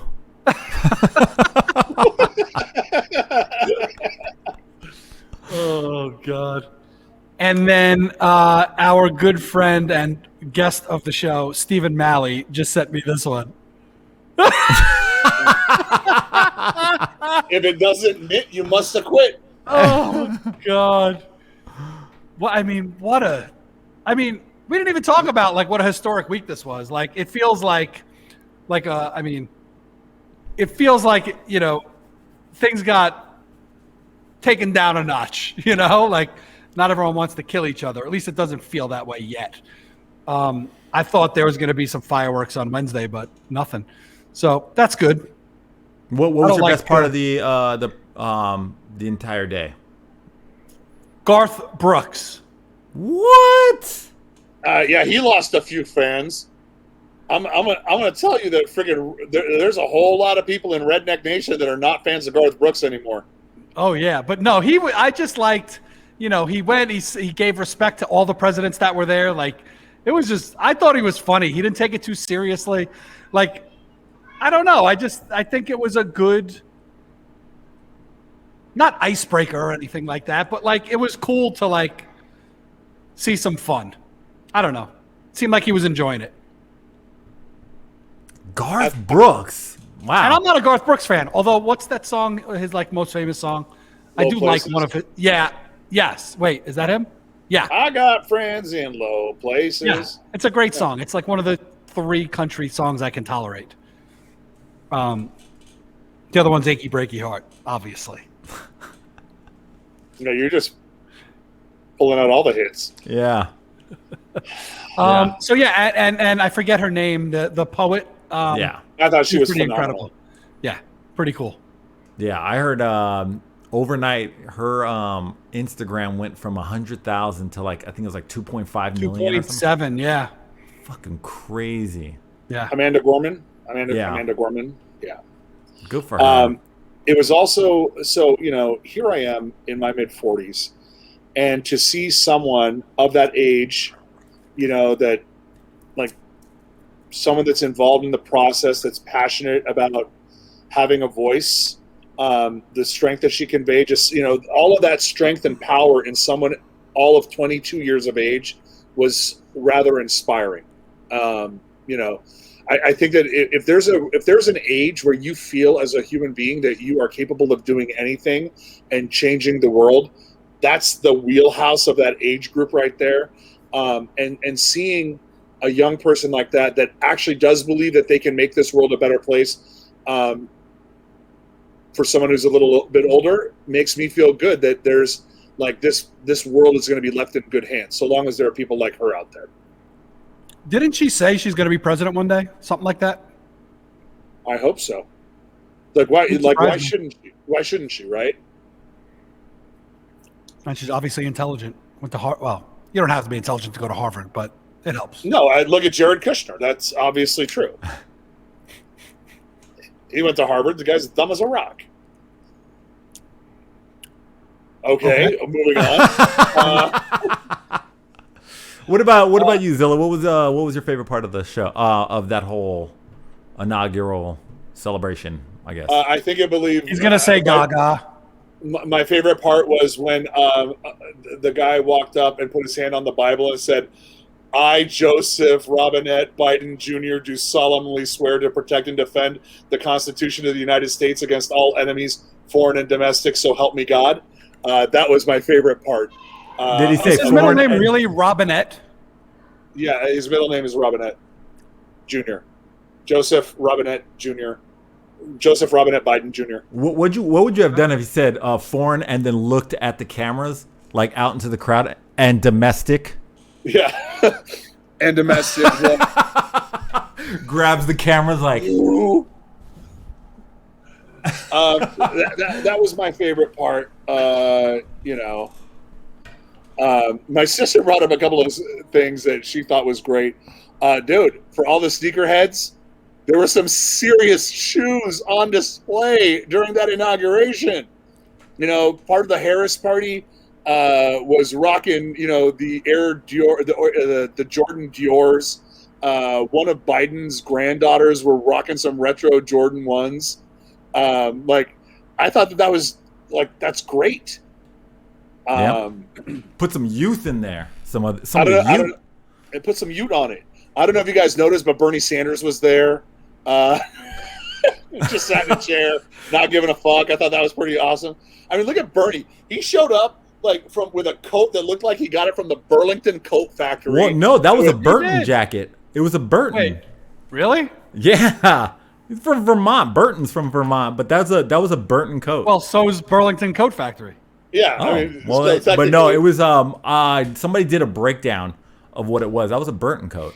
I was like, go ahead, Bernie. Shit. The man, he's not out there rocking a Chanel outfit, not that a guy would wear a Chanel outfit, but he's not wearing a $2,000 Xenia suit for the inauguration. He's just like, yo, I'm here. Great. Let's get back to work.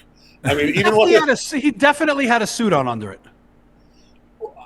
I understand that, but what I'm saying is that Bernie is rocking. He looks like he's the guy that shops at the Men's Warehouse and not at the bespoke suits from Neiman Marcus. Yeah, he's like the richest guy in the room that you would never know. Right. Yeah, he looks like your crazy rich uncle that has all the money, but you think that he's like collecting food stamps. That's what Bernie looks like. The billionaire working at a fast food restaurant, waiting to quit. Claudia asks a very interesting question. Did you guys see the size of the Bible that that Joe Biden took his oath of office in? No, I missed that part of it. That was kind of the most important part. The only part that matters. Yeah. But Bible, the Bible looked like it had one word per page. It looked like a phone book. It looked like an old Manhattan phone book that's about this big. I mean, it was massive. But apparently, that Bible has been in the Biden family for generation upon generation upon generation. It looked like a book out of Lord of the Rings. It was written in ancient Aramaic. It's got scriptures that none of us have ever seen before. Let's see what else. So those were my that was my favorite part. I thought the performances were dope. I was waiting for Gaga to basically say, what's that line from the Hunger Games? Oh yeah. Something ever be in your faith. Yeah. May the odds forever be in your favor. Like that, Gaga looked like the announcer from the Hunger Games. But I made up a point. I posted this on social media. Neil, I think you know this very well. Justin, I think we've talked about this back in the day. Lady Gaga, legal name Stephanie Germanotta, in 2006 was signed to a record company. At that time was known as Island Def Jam Records, was signed by L.A. Reid, and she lasted at that label all of, I think, 3 to 6 months before L.A. dropped her when he was running the record label. Didn't see that she had any potential for them, for her to be successful and a moneymaker on the label. She very much wanted to be herself. The label wanted her to be somebody else, as the story goes. I wasn't there firsthand, but it's been pretty well documented. She gets picked up by Interscope Records and becomes the cultural phenomenon that she is now.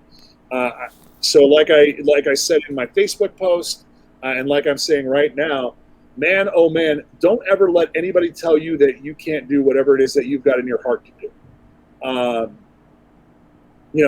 Going from being dropped from your record label, which I'm guessing is probably a very disheartening thing, to singing the national anthem at the inauguration of the 46th president of the United States. Sorry, I stumbled over that. I've got my braces in. That is all in the span of 15 years. That's a hell of a life trajectory.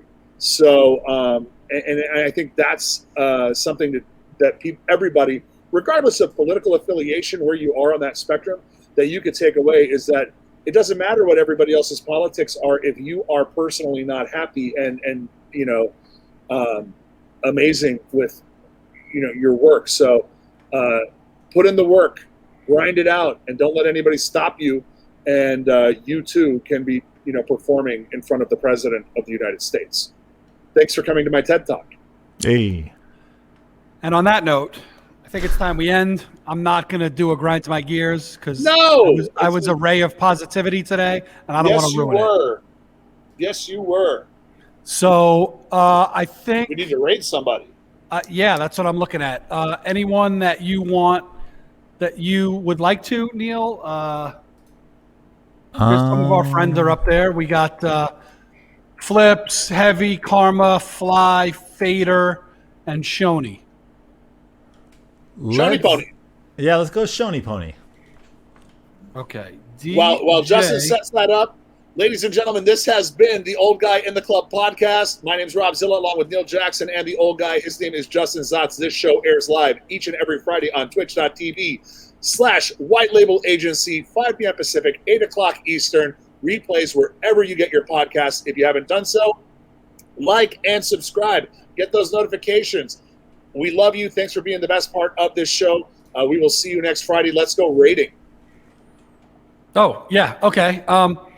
So let me go hit that button. I know you ended it so smoothly right there. Now I have to muck it all up. I have to junk it up and go back and hit the raid button. But yeah, let's all right, there we go. All right, guys. Buy some BRL coffee. Buy BRL guys. Coffee. See you later. Bye. Whoop.